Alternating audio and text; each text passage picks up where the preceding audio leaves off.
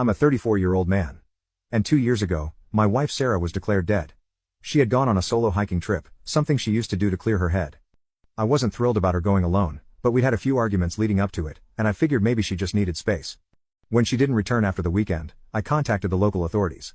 Search and rescue teams combed the trail she told me she'd be taking. After 2 days, they found her backpack near the edge of a cliff. Her phone, wallet, and jacket were inside. The weather had been rough that week, strong winds, rain, and loose terrain. They concluded she had fallen and been swept away by the river below. Her parents organized a closed casket funeral within the week. They said the body couldn't be recovered due to the dangerous terrain, and the rescue efforts were officially called off. I remember standing there during the funeral like everything around me was underwater. My family stood beside me, especially my younger sister and my best friend from college, who both checked in on me constantly.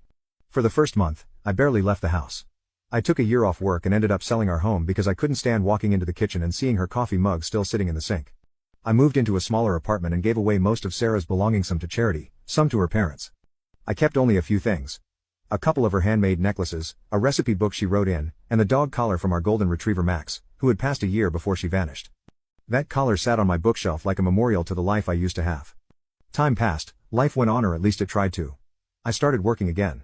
My sister helped me set up a new routine. I wasn't okay, but I wasn't where I had been either. Then 2 years later, something happened that flipped everything upside down again.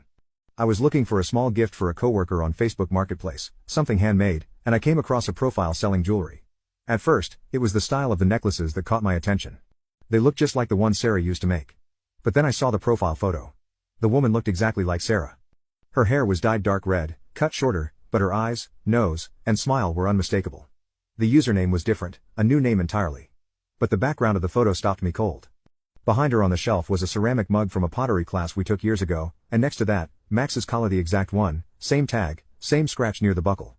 I didn't want to jump to conclusions, so I took screenshots and made a new account to message her, just asking about one of the necklaces. Within 5 minutes, the account had blocked me. That's when I knew something wasn't right. I reached out to an old friend, who now works as a private investigator. I told him everything, what I found, what I suspected, and asked him to find out who this woman really was. He didn't promise anything, just said he'd look into it. 2 weeks later, he came back to me with a full report. The woman in the Marketplace profile was living 2 towns over from me, under a legally changed name. She had government-issued documents, a new driver's license, a new social security number, and no public records tying her to her old life. According to the state, Sarah had never existed. I didn't know what to do. I took the report and went straight to my sister's place.